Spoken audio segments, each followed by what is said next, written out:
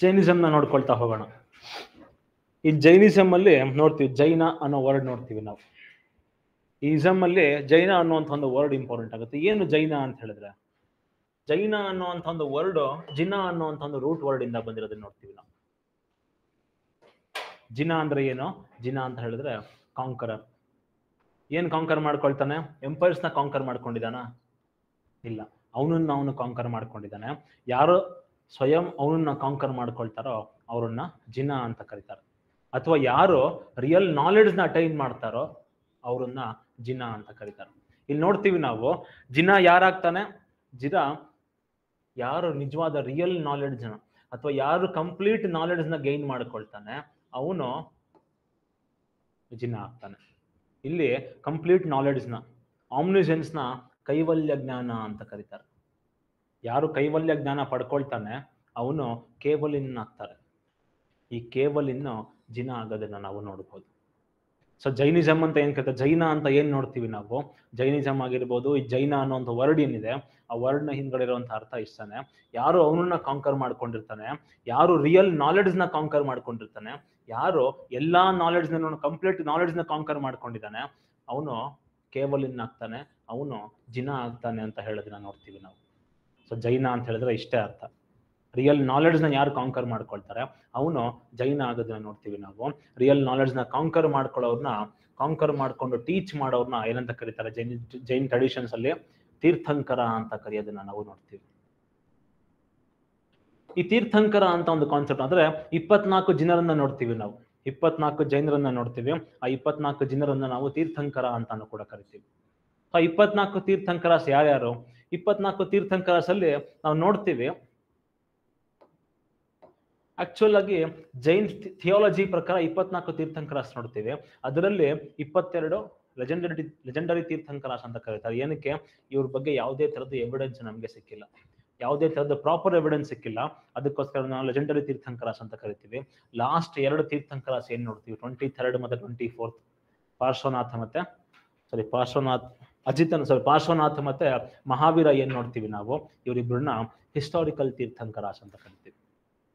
So Jainism ಅಲ್ಲಿ ಎಷ್ಟು ತೀರ್ಥಂಕರ ಇದ್ರು, ಯಾರು ತೀರ್ಥಂಕರಾಸು, ಎಲ್ಲಿಂದ ಬಂದ್ರು, ಎಲ್ಲಿ ನಿರ್ಮಾಣ, ಅವ್ರ ಕಂಪ್ಲೀಟ್ ಡೀಟೇಲ್ಸ್ ನಮಗೆ ಒಂದೇ ಬುಕ್ ಅಲ್ಲಿ ಸಿಕ್ಕಿರಲಿಲ್ಲ ಸುಮಾರು ಟೈಮ್ ತನಕ ಕೂಡ. ಸೊ ಫಸ್ಟ್ ಟೈಮ್ ಎಲ್ಲಾ 24 ತೀರ್ಥಂಕರನ್ನ ಮೆನ್ಷನ್ ಮಾಡೋ ಬುಕ್ ಯಾವುದು ಅಂತ ಹೇಳಿದ್ರೆ ಚಾವುಂಡರಾಯ ಪುರಾಣ ಅಂತ ನೋಡ್ತೀವಿ ನಾವು.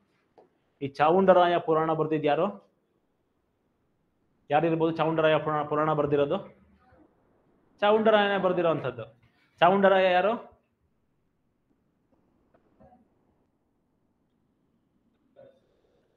ಚಾವುಂಡರಾಯ ಯಾರು?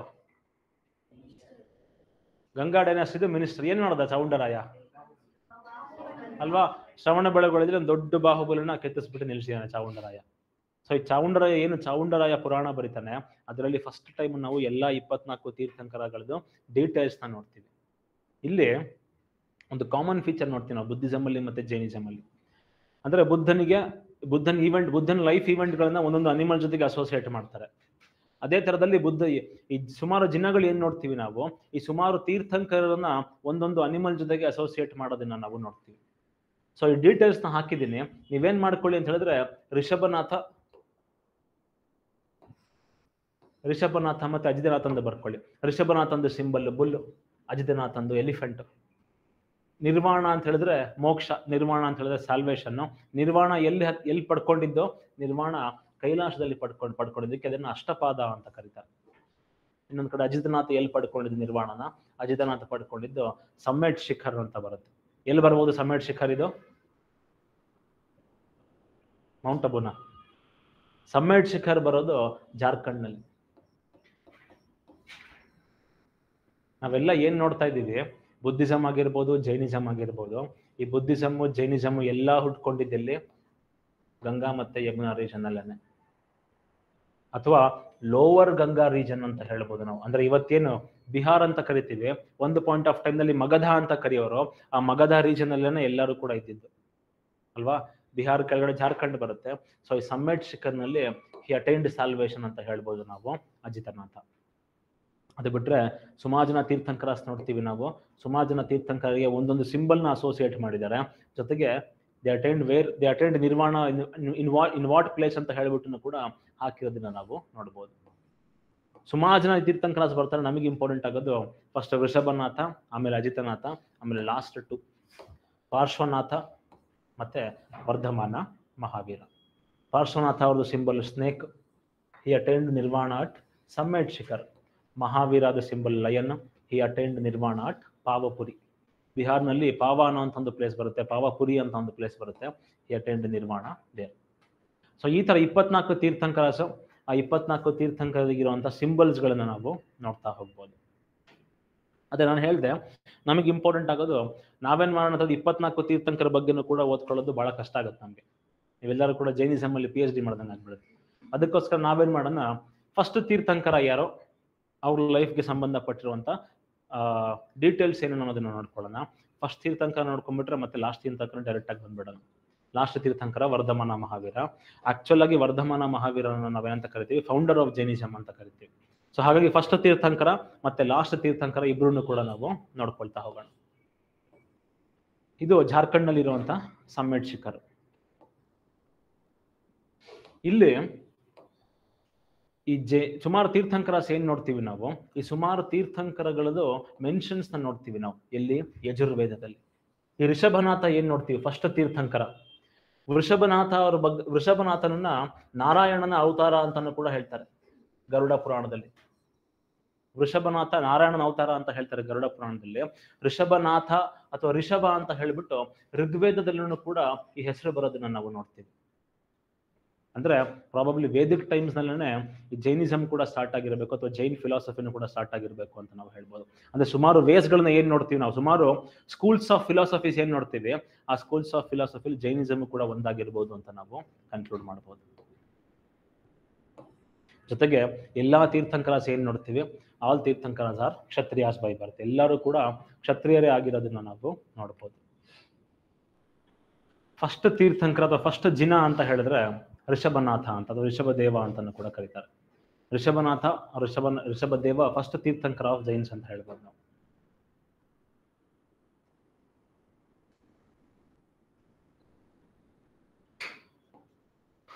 ಸೊ ಋಷಭನಾಥ ಅವ್ರದ್ದು ಬರ್ತ್ ಪ್ಲೇಸ್ ಯಾವುದು ಅಂತ ಹೇಳಿದ್ರೆ ವಾರಾಣಸಿ.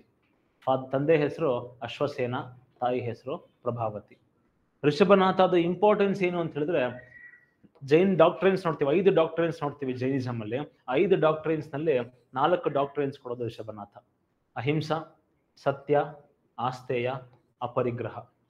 ಈ 4 ಕಾನ್ಸೆಪ್ಟ್ ನ ಕೊಡೋದು ಋಷಭನಾಥ ಅವರೇ. 5th ಕಾನ್ಸೆಪ್ಟ್ ಬರುತ್ತೆ ಬ್ರಹ್ಮಚರ್ಯ ಅಂತ ಹೇಳ್ಬಿಟ್ಟು, ಆ 5th ಡಾಕ್ಟ್ರೈನ್ ನ ಕೊಡೋದು ಜೈನಿಸಮ್ಗೆ ವರ್ಧಮಾನ ಮಹಾವೀರ. ಸೊ ಅದಕ್ಕೆ ನೆಕ್ಸ್ಟ್ ತೀರ್ಥಂಕರನೇ ಬರಲಿಲ್ಲ ಅಂತ ಹೇಳ್ಬೋದು ನಾವು. ಏನಕ್ಕೆಂದ್ರೆ ಎಲ್ಲಾ ತೀರ್ಥಂಕರಾಸ್ ಏನ್ ನೋಡ್ತೀವಿ, ಇವರೆಲ್ಲರೂ ಕೂಡ ಫ್ಯಾಮಿಲಿ ಮೆನ್ ಆಗಿದ್ರು, ಎಲ್ಲರೂ ಕೂಡ ಮದುವೆ ಆಗಿರೋದನ್ನ ನಾವು ನೋಡ್ತೀವಿ. ಋಷಭನಾಥನಿಗೆ ಭರತ ಮತ್ತೆ ಬಾಹುಬಲಿ ಸೇರಿ 99 ಜನ ಮಕ್ಕಳಿದ್ದನ್ನ ನಾವು ನೋಡ್ಬೋದು. ಇಲ್ಲಿ ಋಗ್ವೇದದಲ್ಲಿ ಮೆನ್ಷನ್ ಬರುತ್ತೆ ಅಂತ ಹೇಳಿದೆ, ಇನ್ನೊಂದು ಕಡೆಗೆ ನಾರಾಯಣನ ಅವತಾರ ಅಂತಾನು ಕೂಡ ನಾನು ಹೇಳಿದ್ದೆ. ಜೊತೆಗೆ ಕೆಲವು ಸೋರ್ಸ್ಗಳ ಪ್ರಕಾರ ಈ ಅಯೋಧ್ಯ ಫಸ್ಟ್ ರಾಜನೂ ಕೂಡ ಋಷಭನಾಥನೇ ಅಂತಾನು ಹೇಳ್ತಾರೆ. ಅಂದ್ರೆ ಏನು ರಘುವಂಶ ಅಂತ ಏನ್ ನೋಡ್ತೀವಿ ನಾವು, ಕ್ಷತ್ರಿಯಾಸಲ್ಲಿ 2 ನೋಡ್ತೀವಿ, ಒಂದು ರಘುವಂಶ ನೋಡ್ತೀವಿ, ಒಂದು ಸೂರ್ಯವಂಶ, ಇನ್ನೊಂದು ಚಂದ್ರವಂಶ ಅಂತ ನೋಡ್ತೀವಿ. ಆ ರಘುವಂಶದಲ್ಲಿ ಫಸ್ಟ್ ರಾಜ ಋಷಭದೇವ, ಅಯೋಧ್ಯೆದು ಫಸ್ಟ್ ರಾಜ ಋಷಭನಾಥ ಅಂತಾನು ಕೂಡ ಹೇಳೋದನ್ನ ನಾವು ನೋಡ್ಬೋದು. ಅಯೋಧ್ಯೆ ಅಂತ ಏನಕ್ಕೆ ಹೆಸರು ಬಂತು ಅಂತ ಹೇಳಿದ್ರೆ, ಇಡೀ ದೇಶದಲ್ಲಿ ಬರೀ ಯುದ್ಧಗಳಾಗ್ತಿರ್ಬೇಕಾದ್ರೆ ಈ ಒಂದು ಜಾಗದಲ್ಲಿ ಯುದ್ಧ ನಡೀದೇ ಇರ್ಲಿ ಅಂತ ಹೇಳ್ಬಿಟ್ಟು ಆ ಅಯೋಧ್ಯ ಅಂತ ಹೇಳ್ಬಿಟ್ಟು ಹೆಸರಿಟ್ಟಿರೋದನ್ನ ನೋಡ್ತೀವಿ ನಾವು ಅಯೋಧ್ಯೆಗೆ. ಆ ಅಯೋಧ್ಯೆಗೋಸ್ಕರ ಯುದ್ಧ ನಡೆದಿರೋದನ್ನ ನಾವು ನೋಡ್ಬೋದು. ಸೊ ಅಯೋಧ್ಯೆ ಏನ್ ನೋಡ್ತೀವಿ, ಅಯೋಧ್ಯೆದು ಫಸ್ಟ್ ರಾಜನೂ ಕೂಡ ಆಗಿದ್ದ ಅಂತ ಹೇಳ್ತಾರೆ. ಸೊ ನಿಮ್ಗೆ ಈ ಕನ್ನಡ ಲಿಟ್ರೇಚರ್ ತಗೊಂಡ್ರೆ ಅದರಲ್ಲಿ ಇವರಿಬ್ರು ಬಗ್ಗೆ, ಋಷಭನಾಥರ ಬಗ್ಗೆ ಪಂಪ ಅಂತ ನೋಡ್ತೀವಲ್ವಾ, ಕನ್ನಡದ ಆದಿಕವಿ ಅಂತ ಕರಿತೀವಿ. ಪಂಪ ಏನ್ ಮಾಡ್ತಾನೆ, 2 ಬುಕ್ ಬರ್ದಿಯಾನ. ಯಾವ್ಯಾವ್ದು 2 ಬುಕ್? ಪಂಪ ಭಾರತ, ಆಮೇಲೆ ಆದಿಪುರಾಣ. ಆದಿಪುರಾಣ ಆಮೇಲೆ ವಿಕ್ರಮಾರ್ಜುನ ವಿಜಯ ಅಂತ ಅವ್ನು ಕರ್ಕೊಳ್ಳೋದು, ನಾವು ಅದನ್ನ ಪಂಪ ಭಾರತ ಅಂತೀವಿ ಅಷ್ಟೇ. ವಿಕ್ರಮಾರ್ಜುನ ವಿಜಯ ಮತ್ತೆ ಆದಿಪುರಾಣ ಅಂತ 2 ಬುಕ್ ಬರ್ದಿರೋದನ್ನ ನೋಡ್ತೀವಿ. ಆದಿಪುರಾಣದಲ್ಲಿ ಯಾರ ಬಗ್ಗೆ ಬರ್ದಿರೋದು, ಆದಿಪುರಾಣದಲ್ಲಿ ಆದಿ ಜಿನನ ಬಗ್ಗೆ ಬರ್ದಿರೋದನ್ನ ನೋಡ್ತೀವಿ. ಅಂದ್ರೆ ಋಷಭನಾಥನ ಬಗ್ಗೆ ಬರ್ದಿರೋದನ್ನ ನಾವು ನೋಡ್ತೀವಿ. ಅದರಲ್ಲಿ ಬಹಳ ಫ್ಯಾಸಿನೇಟಿಂಗ್ ಆಗಿ ಇವರಿಬ್ರು ಕಥೆನೂ ಕೂಡ ಬರೋದನ್ನ ನೋಡ್ತೀವಿ ನಾವು, ಭರತ ಮತ್ತೆ ಬಾಹುಬಲಿದು. ಸೊ ಈ ಭರತ ಮತ್ತೆ ಬಾಹುಬಲಿದು ಹೇಗೆ ನಡೆಯುತ್ತೆ ಅವರಿಬ್ರದ್ದು ಅಂತ ಹೇಳಿದ್ರೆ, ಋಷಭನಾಥ ಏನ್ ಮಾಡ್ತಾನೆ, ಸುಮಾರು ಜನ್ಮಗಳನ್ನ ಎತ್ತಿರ್ತಾನಂತೆ. ಸುಮಾರು ಜನ್ಮ ಎತ್ತಾದ ಮೇಲೆ ಫೈನಲಿ ಏನಾಗುತ್ತೆ, ಮೋಕ್ಷದ ಕಡೆ ಹೋಗಬೇಕು ನಾನು, ಈ ಒಂದು ಭವಾವಳಿಯಲ್ಲಿ ಸಿಕ್ಕಾಕೊಳ್ಳೋದು ಬೇಡ, ಈ ಬರ್ತ್ ಮತ್ತೆ ಡೆತ್ ಸೈಕಲ್ ನ ಮಧ್ಯೆ ಸಿಕ್ಕಾಕೊಳ್ಳೋದು ಬೇಡ ನಾನು ಅಂತ ಹೇಳ್ಬಿಟ್ಟು ಮೋಕ್ಷ ಕಡೆ ಹೋಗೋಣ ಅಂತ ಹೇಳ್ಬಿಟ್ಟು ಎಲ್ಲಾ ಸಿಂಹಾಸನ ರಾಜ್ಯ ಎಲ್ಲಾನು ಕೂಡ ತ್ಯಾಗ ಮಾಡ್ಬಿಟ್ಟು ಸನ್ಯಾಸಿಯಾಗಿ ಹೊರಟೋಗೋದಿನ ನೋಡ್ತೀವಿ ನಾವು ಋಷಭನಾಥ. ಆ ಸನ್ಯಾಸಿಯಾಗಿ ಹೋಗ್ಬೇಕಾದ್ರೆ ಋಷಭನಾಥ ಏನ್ ಮಾಡ್ತಾನೆ, ಈ 101 ಜನ ಮಕ್ಕಳಿಗೆ ಈಕ್ವಲ್ ಆಗ್ಬಿಟ್ಟು ರಾಜ್ಯನ ಹಂಚ್ಬಿಟ್ಟು ಹೋಗಿರ್ತಾರಂತೆ. ಅದೇನಾಗುತ್ತೆ, ಈ ಭರತ ಹಿರಿಮಗ, ಭರತ ಅಯೋಧ್ಯೆನ ರೂಲ್ ಮಾಡ್ತಾ ಇರ್ತಾನೆ. ಈ ಅಯೋಧ್ಯೆದು ಭರತದ ಗ್ಯಾರಿಸನ್ ನಲ್ಲಿ ಒಂದು ಚಕ್ರರತ್ನ ಅಂತ ಹುಟ್ಕೊಳ್ಳುತ್ತೆ, ಒಂದು ವೀಲ್ ತರದ್ದು ಒಂದು ವೆಪನ್ ಹುಟ್ಕೊಳ್ಳುತ್ತಂತೆ. ಆ ಚಕ್ರರತ್ನ ಯಾರು ಗ್ಯಾರಿಸನ್ ಅಲ್ಲಿ ಶಸ್ತ್ರಾಗಾರದಲ್ಲಿ ಹುಟ್ಕೊಳ್ಳುತ್ತೋ ಅವ್ರು ಏನ್ ಮಾಡ್ಬೇಕಿತ್ತು, ಇಡೀ ಪ್ರಪಂಚನ ಗೆದ್ಕೊಂಡ್ ಬರ್ಬೇಕಿತ್ತು. ಆ ಒಂದು ರೂಲ್ಸ್ ಇತ್ತು ಅವತ್ತಿನ ಟೈಮ್ನಲ್ಲಿ. ಸೊ ಯಾವಾಗ ಅವನ ಗ್ಯಾರಿಸನ್ ಅಲ್ಲಿ ಚಕ್ರರತ್ನ ಹುಟ್ಕೊಳ್ಳುತ್ತೆ, ಭರತ ಏನ್ ಮಾಡ್ಕೊಳ್ತಾನೆ, ಇಡೀ ಪ್ರಪಂಚ ಗೆಲ್ಲೋದಕ್ಕೆ ಹೊರಡ್ತಾನೆ, ಅಶ್ವಮೇಧ ಯಾಗ ಮಾಡ್ಕೊಂಡು ಹೊರಡ್ತಾನೆ. ಆ ಚಕ್ರರತ್ನ ಮುಂದಕ್ಕೆ ಇಟ್ಕೊಂಡು ಇಡೀ ಪ್ರಪಂಚ ಗೆದ್ಕೊಂಡು ಬರ್ತಾನಂತೆ. ಅವತ್ತಿನ ಟೈಮಲ್ಲಿ ಒಂದು ರೂಲ್ಸ್ ಇತ್ತು, ಏನು, ಇಡೀ ಪ್ರಪಂಚ ಗೆದ್ದಿರೋಂಥವ್ರು ವೃಷಭಾಚಲ ಅಂತ ಹೇಳ್ಬಿಟ್ಟು ಒಂದು ಬೆಟ್ಟ ಇರ್ತಂತೆ.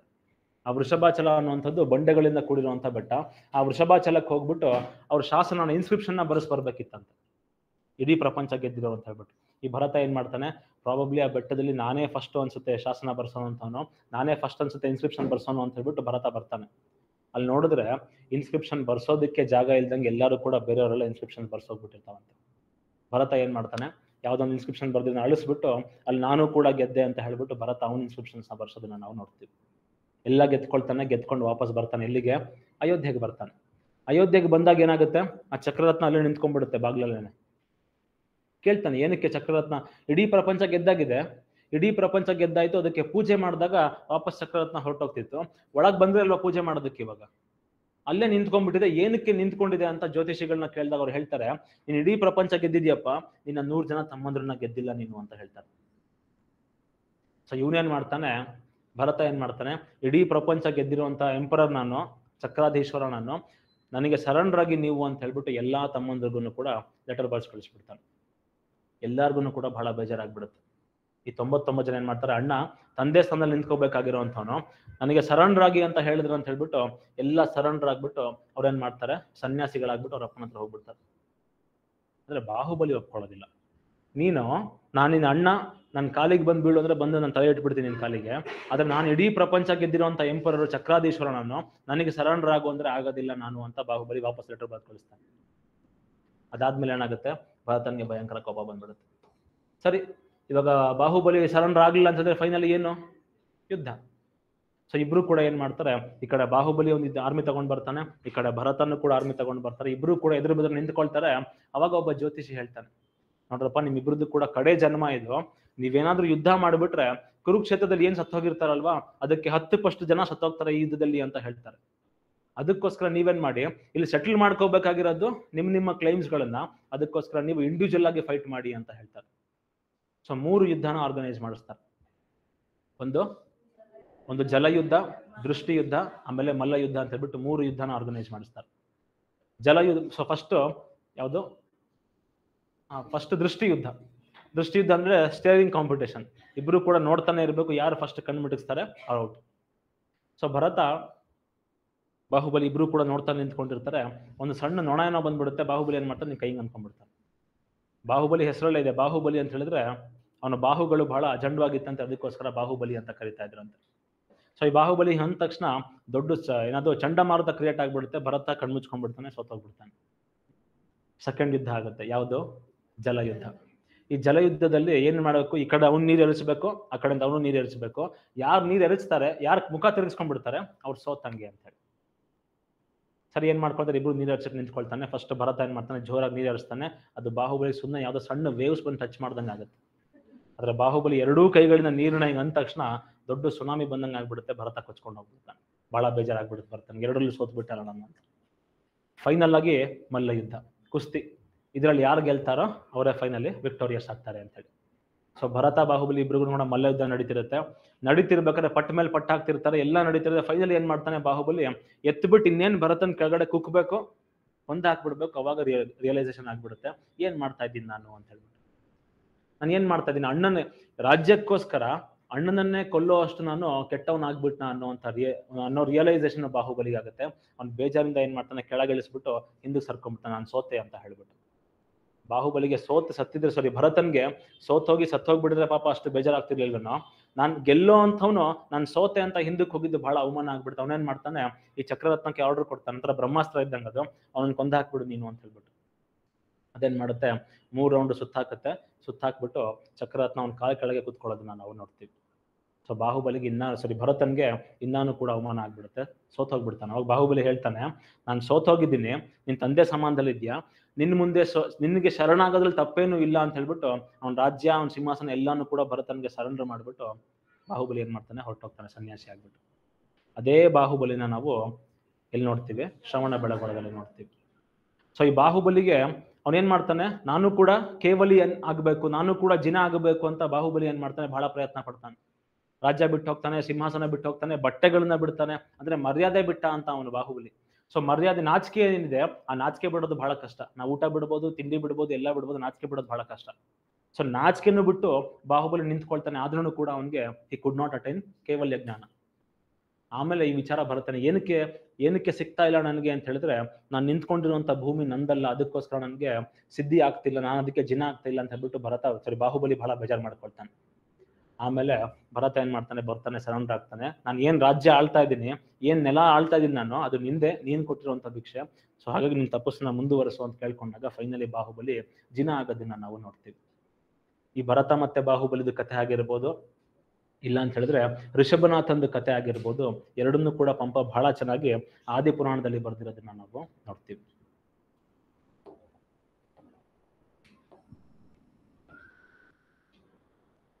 ಅದೇ ತರದಲ್ಲಿ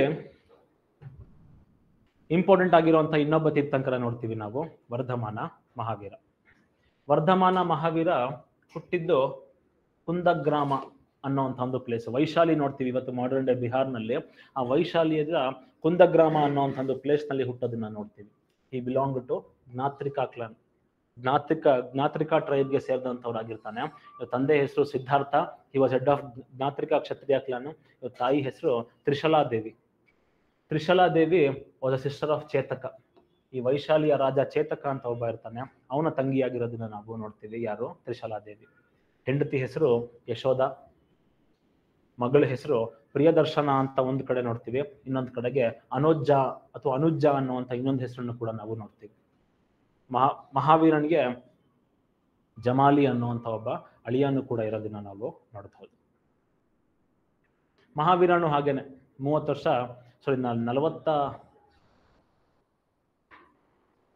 30 ವರ್ಷ ಆಗಿರುತ್ತೆ ಮಹಾವೀರನ್ಗೆ. 30 ವರ್ಷ ಆದಾಗ ರಿಯಲೈಸ್ ಆಗುತ್ತೆ ಅವನಿಗೆ. ಏನ್ ರಿಯಲೈಸ್ ಆಗುತ್ತೆ? ನಾನು ಏನು ಈ ಭೋಗಗಳನ್ನ ಅನುಭವಿಸ್ತಾ ಇದ್ದೀನಿ, ಇದು ಯಾವುದು ಕೂಡ ಶಾಶ್ವತ ಅಲ್ಲ.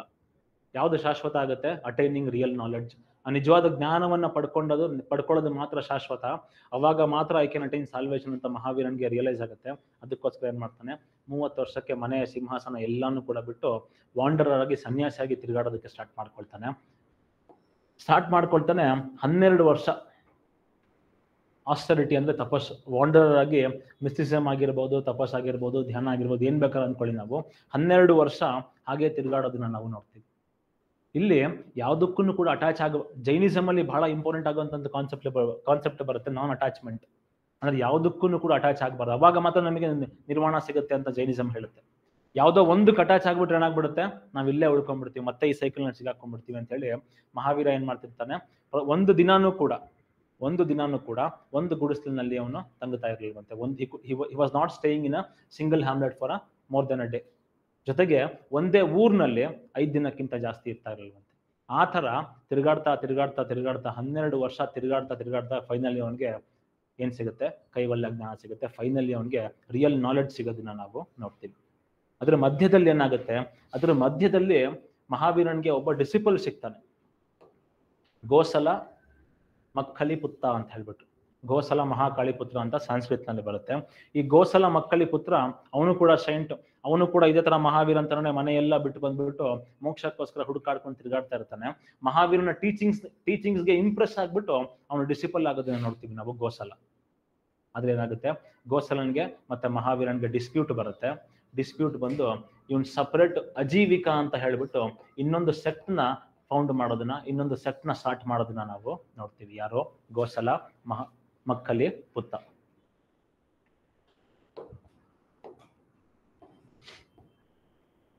ವೈಶಾಖ ಮಾಸದ್ದು 10ನೇ ದಿನ ಜಿಂಬಿಕಾ ಗ್ರಾಮ ಅನ್ನುವಂಥ ಒಂದು ವಿಲೇಜ್ನಲ್ಲಿ ಎಲ್ಲೋಯ್ತು ಮರ, ಅದು ಸಾಲ್ ಮರ, ಶಾಲ್ವ ಮರ ಅಂತ ಕರೀತಾರೆ ಕನ್ನಡದಲ್ಲಿ.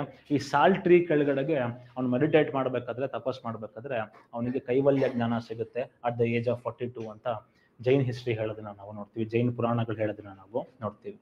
ಸೊ ಯಾವಾಗ ಮಹಾವೀರ ಜಿನ ಆಗ್ತಾನೆ, ಮಹಾವೀರ ಯಾವಾಗ ಕಾಂಕರರ್ ಆಗ್ತಾನೆ, ಅವಾಗ ಅವನಿಗೆ ಮಹಾವೀರ ಅಂತ ಕರೀತಾರೆ, ಅವನಿಗೆ ಜಿನ ಅಂತ ಕರೀತಾರೆ, ಅವನನ್ನ ಜಿತೇಂದ್ರಿಯ ಅಂತಾನು ಕೂಡ ಕರೀತಾರೆ. ಜಿತೇಂದ್ರಿಯ ಅಂತ ಹೇಳಿದ್ರೆ ಇಂದ್ರಿಯವನ್ನ ಗೆದ್ದವನು, ಅವನ ಸೆನ್ಸರಿ ಆರ್ಗನ್ಸ್ ನ ಮೇಲ್ಗಡೆಗೆ ಕಂಟ್ರೋಲ್ ಇಟ್ಕೊಂಡಿರೋವನ್ನ ಜಿತೇಂದ್ರಿಯ ಅಂತ ಕರೀತಾರೆ. ಜಿತೇಂದ್ರಿಯ ಅಂತಾನು ಕೂಡ ಕರೀತಾರೆ. ನಿಗ್ರಂಥ ಅಂತಾನು ಕೂಡ ಮಹಾವೀರನಿಗೆ ಕರೀತಾ ಇದ್ರು. ಏನಕ್ಕೆ? He was free from all type of bonds. ಜೊತೆಗೆ ಇವನ್ಗೆ ಕೇವಲಿನ್ ಅಂತಾನು ಕೂಡ ಕರೀತಾ ಇದ್ರು. ಏನಕ್ಕೆ? ಬಿಕಾಸ್ ಹಿ ಹ್ಯಾಡ್ ಅಟೈನ್ಡ್ ಕೈವಲ್ಯ ಜ್ಞಾನ. ಸೊ ಯಾವಾಗ ವೆನ್ ಹಿ ಅಟೈನ್ಡ್ ಕೈವಲ್ಯ ಜ್ಞಾನ, ಅವಾಗ ಏನ್ ಮಾಡ್ತಾನೆ, ಫಸ್ಟ್ ಸೆರೆಮನ್ ಕೊಡೋದನ್ನ ನಾವು ನೋಡ್ತೀವಿ. ಮೊದಲ ಉಪದೇಶ, ಕೈವಲ್ಯ ಜ್ಞಾನ ಪ್ರಾಪ್ತಿ ಆದ್ಮೇಲೆ ಇವನು ಮೊದಲ ಉಪದೇಶ ಕೊಡೋದನ್ನ ನೋಡ್ತೀವಿ ನಾವು. ಬಿಹಾರದ ಪಾವ ಅಂತಾನು ಕೂಡ ಕರಿಬಹುದು, ಅಥವಾ ಪಾವಪುರಿ ಅಂತಾನು ಕೂಡ ಕರಿಬಹುದು. ಈ ಪಾವಪುರಿಯಲ್ಲಿ ಮೊದಲನೇ ಸಾರಿ ಉಪದೇಶ ಕೊಡೋದನ್ನ ನೋಡ್ತೀವಿ ನಾವು ಮಹಾವೀರ. ಆಲ್ರೆಡಿ ನೋಡಿದ್ವಿ, ಮಹಾವೀರನ ಸಿಂಬಲ್ ಇಸ್ ಲಯನ್. ಕೆಲವು ಟೈಮಲ್ಲಿ ಏನಾಗುತ್ತೆ, which of the following places are associated with the life of Buddha ಅವ್ರ ಮಹಾವೀರ ಅಂತ ಕ್ವಶನ್ ಕೇಳ್ಬಿಡ್ತಾರೆ. ಸೊ ಅದಕ್ಕೋಸ್ಕರ ಮಹಾವೀರ ಎಲ್ಲೆಲ್ಲಿ ಇದ್ದ, ಅಥವಾ ಇವನ್ ಟೈಮ್ ಪೀರಿಯಡ್ ನಲ್ಲಿ ಜೈನಿಸಂ ಎಲ್ಲೆಲ್ಲಿ ಹರಡಿತ್ತು ಅಂತ ಹೇಳಬೇಕು ಅಂತ ಹೇಳಿದ್ರೆ, ಕೋಶಲದಲ್ಲಿತ್ತು, ಮಗಧದಲ್ಲಿತ್ತು, ಮಿಥಿಲಾದಲ್ಲಿತ್ತು, ಚಂಪಾ ಇತ್ತು.